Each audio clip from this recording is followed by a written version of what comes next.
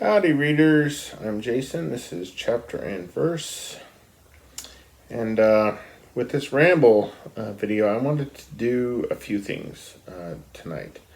So, to begin, I want to talk about a little bit about two of my favorite people from the BookTube community. And then we will discuss the 2019 film version of Little Women. On New Year's morning, probably, 7:30 on New Year's Day morning, I got a Voxer message from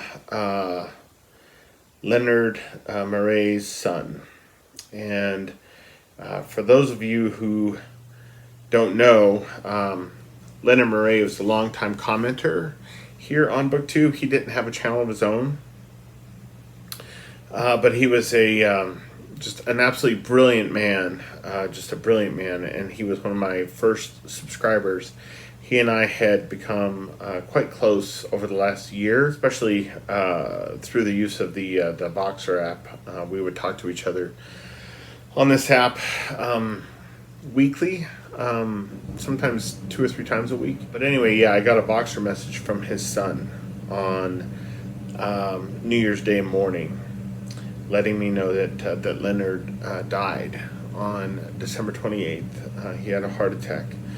I had known that Leonard had heart problems in the past, but he was not an old man. He was only, I think, 59. And I was stunned. I was really stunned. The last message I had, Voxer message I had received from Leonard was on Christmas Day, and then the last video of mine that he had commented on was my deathbed tag. He was many time zones ahead of me, and when I hadn't received a New Year's Eve message from him, I thought it was a little bit strange. But people get busy, and I sent him a message, and then the following morning, his son reached out to let me know that he had died on the 28th. And so New Year's Day was difficult. Not only could I not have made a video on that day talking about what he meant to me, but I really couldn't even leave voice messages for people on Voxer. I couldn't talk to Kelly about Leonard that day without crying. So I had to kind of wait, I suppose, until I was together enough to be able to let you guys know. I'm sure many of you have already seen Jason Harrigan's video in which he talks about his friendship with Leonard.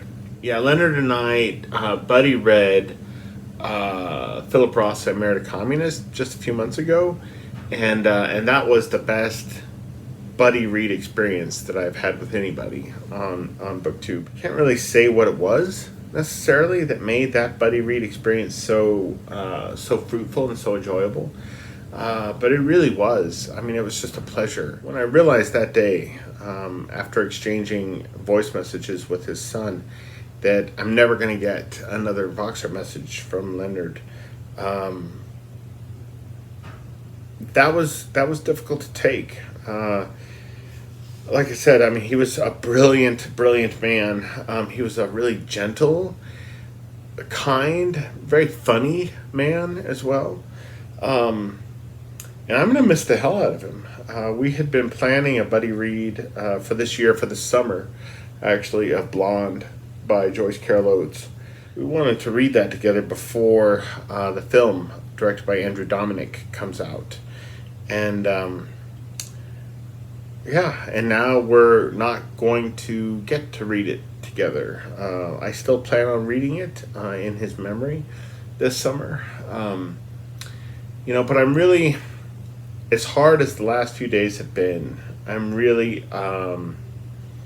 encouraged and heartened by the fact that Leonard, like myself, and even more than myself, was a man of faith. So in his comments on my deathbed tag, That's where I discovered that Leonard and I shared a really, really deep love of Beethoven's Ninth.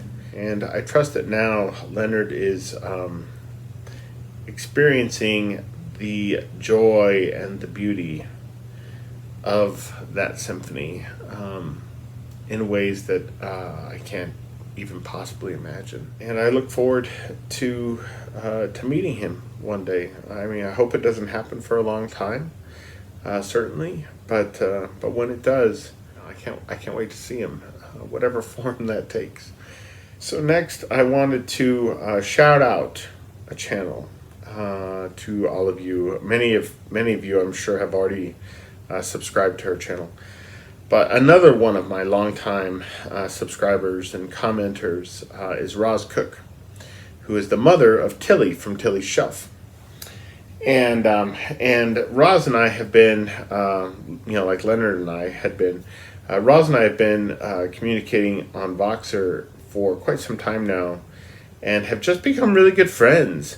I have wanted her to start a channel for quite a while. I've talked to her about it once or twice, but until, I don't know, I think New Year's Eve, I didn't have any inkling that she was genuinely considering starting a channel, and she has. As a kind of New Year's resolution, she has stepped into BookTube as a creator, and she has 2 videos up now. Her first video is a spoiler-free video on Zorba the Greek by Nikos Kazantzakis, and I'm not even joking when I say that is probably the best first video I have ever seen a booktuber do. She's had some experience, of course. She's been in many of Tilly's videos with Tilly, but yeah, Roz is a natural for this. And even though I talk to her once, sometimes multiple times a week with Voxer, it's absolutely wonderful to get to see her in a video chatting about books. Her second video went up, I think, just this morning, and it was on the Cromwellathon project that I have going on, and it was about it featured her son as well, and it was just basically the 2 of them talking about starting Wolf Hall. It's his first time, her son's first time reading it. I think it's Roz's second time reading Wolf Hall. And God, the video was just a joy, man. So if you haven't checked out her channel yet, it is called Scallydandling About the Books. I will leave a link to it below. Roz's channel is Must View BookTube. And finally, we come to Little Women, Greta Gerwig's adaptation of Louisa May Alcott's novel, which I saw this afternoon with my friend Dan. And let's just say I had mixed feelings about Little Women, so I took a lot of notes. So I'm going to be peering at my notebook on occasion here for the next however many minutes this video goes.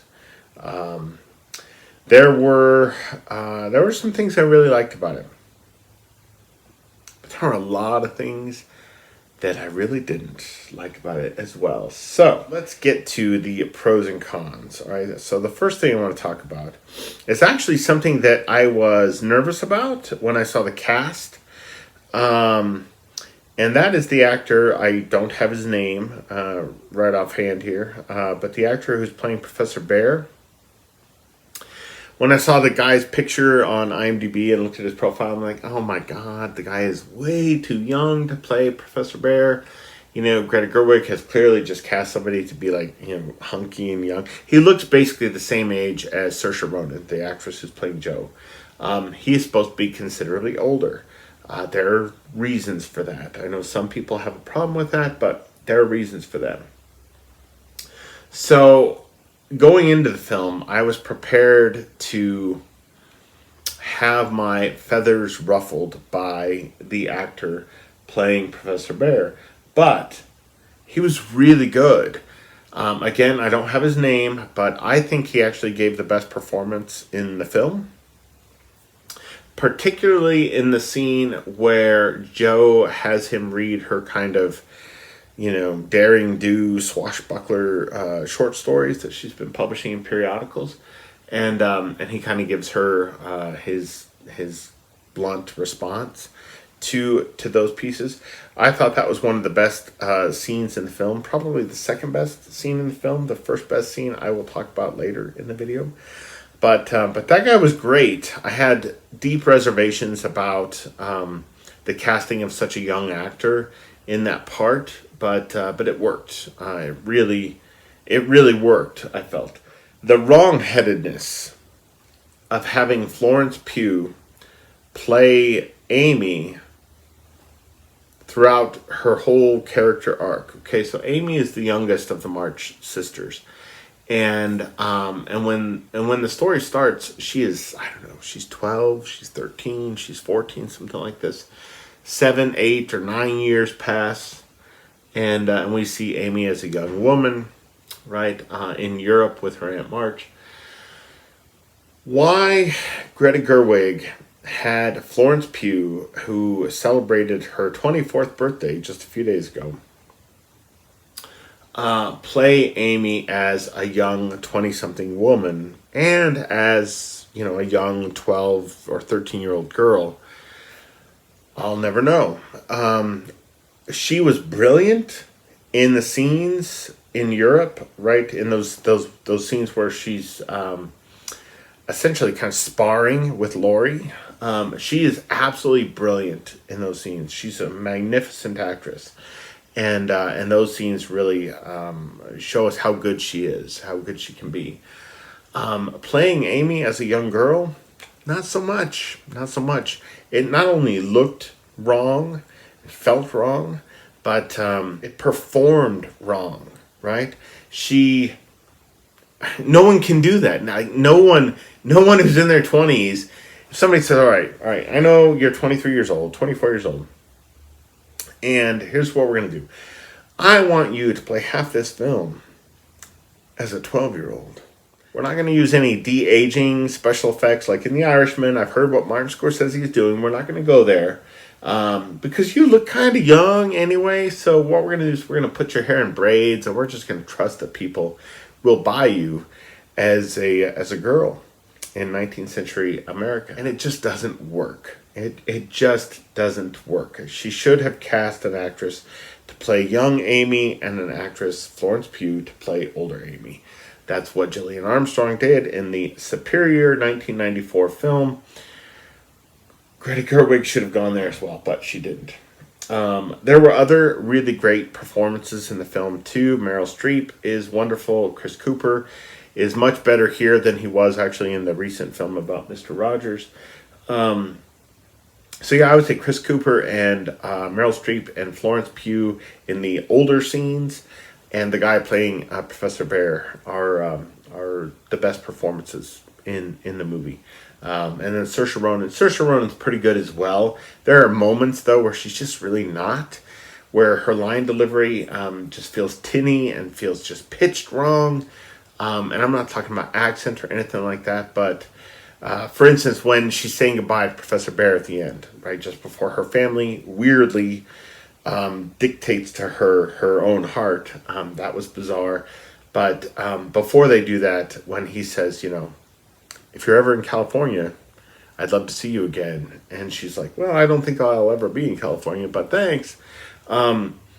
She played that line wrong, right? If we are genuinely to believe that she loves this man, there should have been more emotion. There should have been more conflict in how she delivered that line, but she didn't. It was literally like, well, I don't think I'll ever be there. I'm not really interested in beaches, but if I'm ever there, I'll look you up. I doubt it'll happen, but you never know.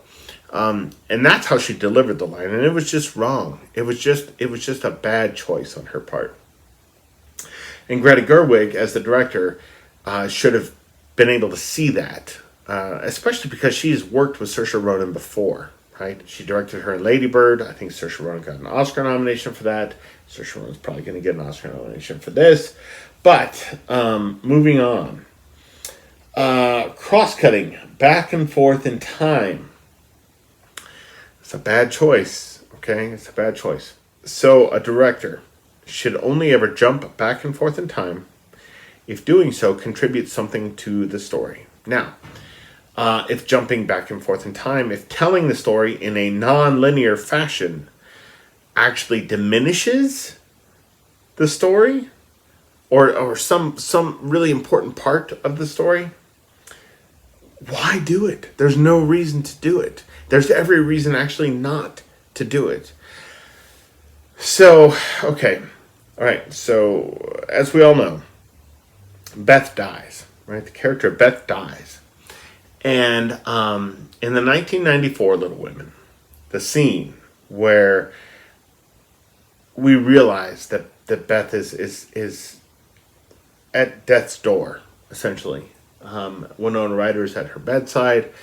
That is one of the most moving scenes of all time. And when Claire Danes, in that role, there on her deathbed, says, "I like being home, but I don't like being left behind. Now I'm the one going ahead." That's what she says. That is so deeply moving, in part because the story has been told in a linear fashion. We have seen Beth being left behind by her sisters, right? Moving on to, this adventure or that marriage or what have you. And when you cross-cut through time, right? When you're jumping back and forth between years, you don't get a chance to follow Beth, okay? To get to know her, to come to feel why she might be sad about having been left behind, right? Because the director is too busy being clever, right? Jumping back and forth in time. Oh, look what I can do, etc., etc. And as a result, the scene where Beth dies, I didn't cry, right? There's one other scene in the film that does involve Beth that made me choke up. But the scene that really should have just ripped everyone's heart out, it doesn't rip the heart out in this film. There was no sobbing around me. I couldn't hear anybody in the screening room crying, and it was pretty much sold out. In the 1994 film, however, when Beth dies, I sometimes have a hard time even talking to people about that scene without crying. So, cross-cutting needs to serve a purpose. Jumping back and forth in time needs to serve a purpose. If it doesn't, don't do it. If it does, by all means, have at it. It hurt this film, in part because the actresses looked the same throughout.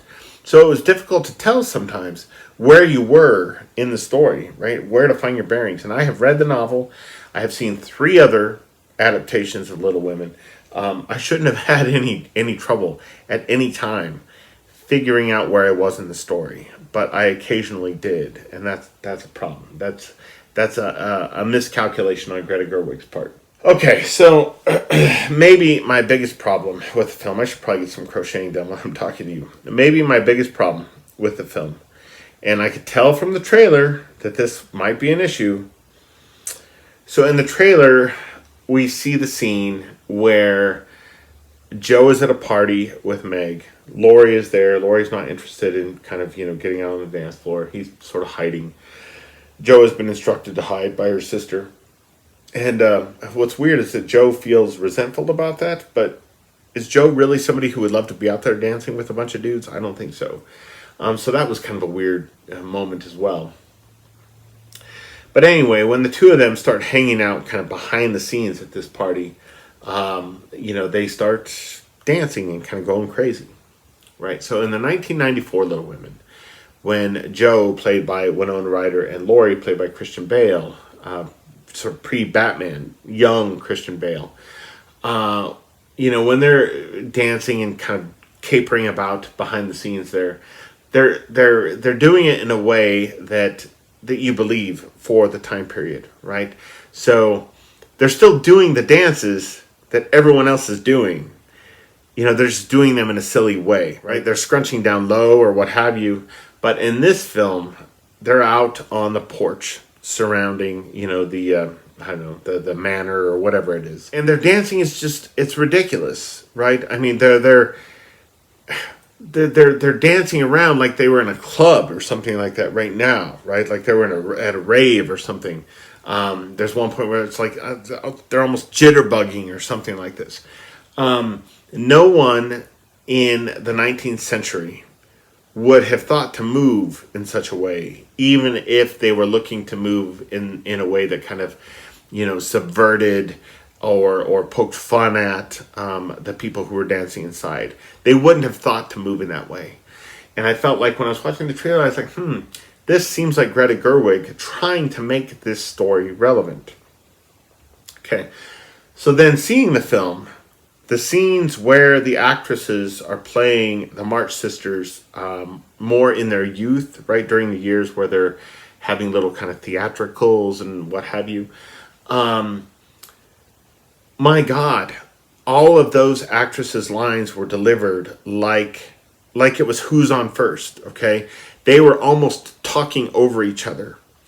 And in fact, those scenes moved so quickly, they felt so rushed that you could never really think about what was being said. Like you heard it, but it was moving so quickly that you couldn't kind of mull it over or anything like this.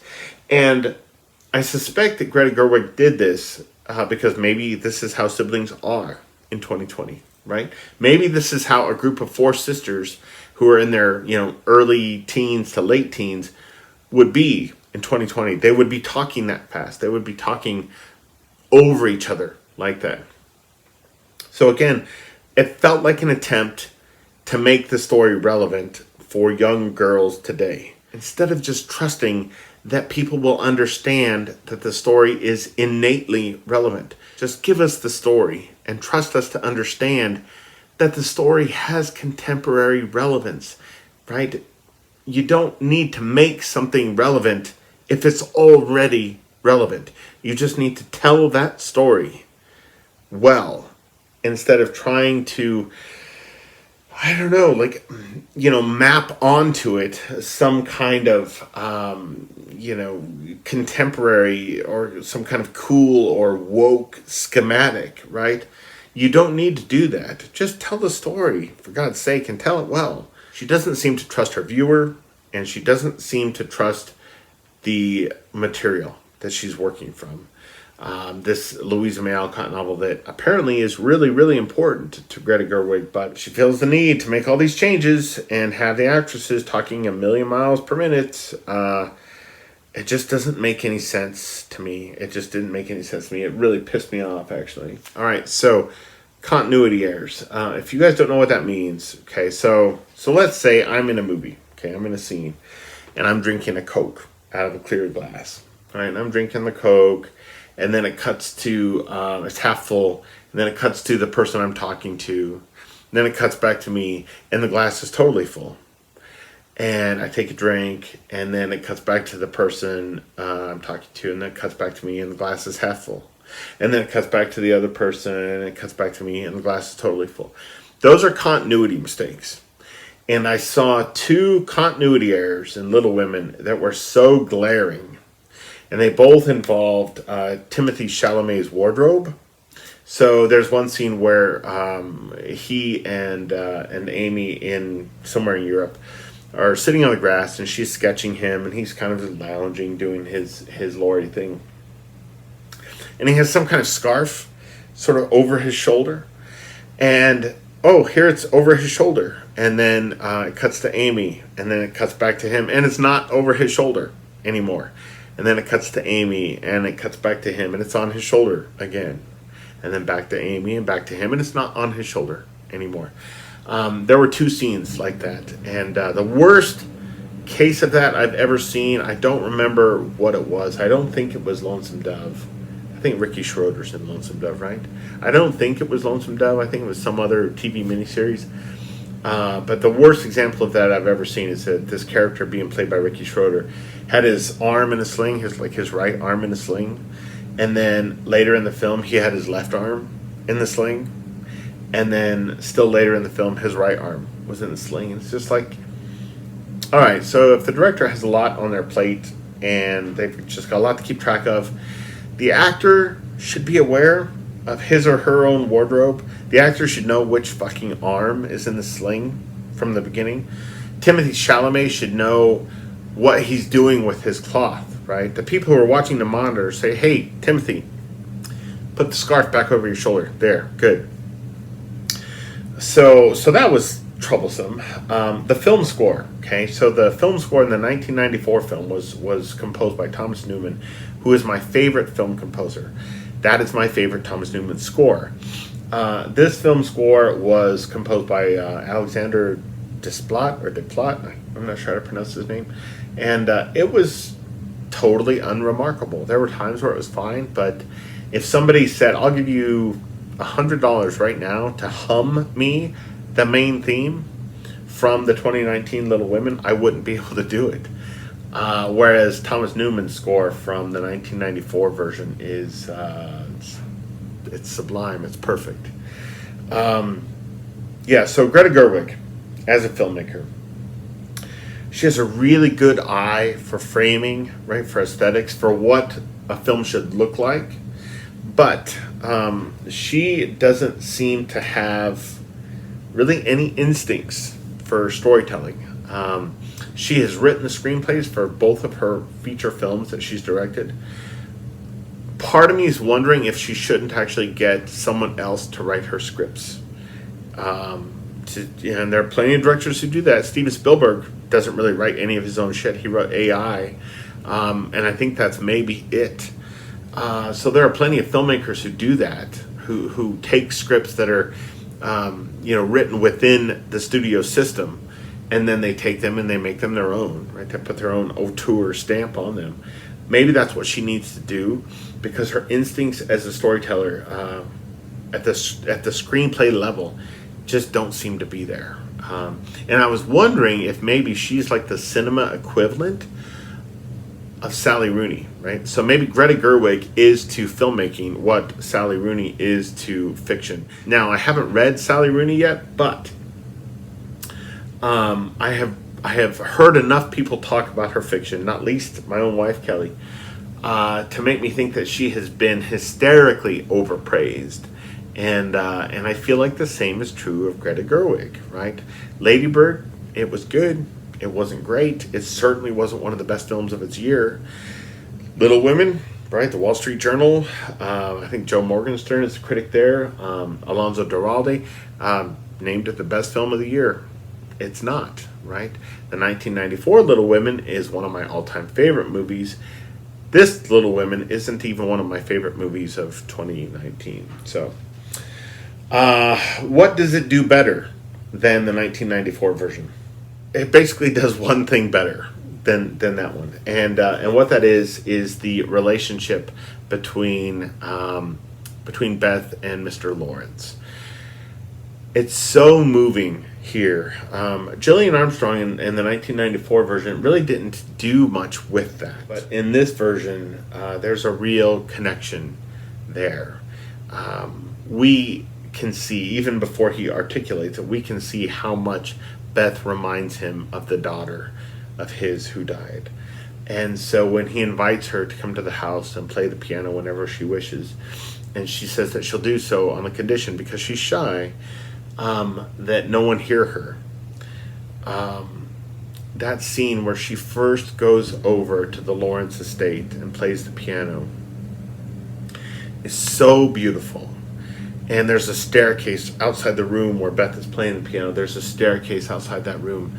And we see old Mr. Lawrence, who's wonderfully played by Chris Cooper, coming down the stairs and sitting on the stairs and just listening to her play and being reminded of his daughter.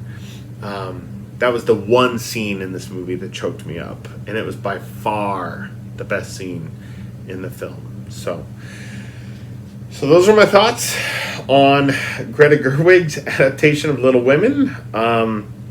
Let me know what you guys think, if you agree with me, disagree with me. I watched Faith's video earlier this evening and was surprised to see how much Faith's take on it and my take on it were similar. And then I started watching Megan Hannon's video, and it's like Megan and I saw two different films. So let me know what you thought of the movie, And let me know if you think I'm crazy. I can handle it. I can take it.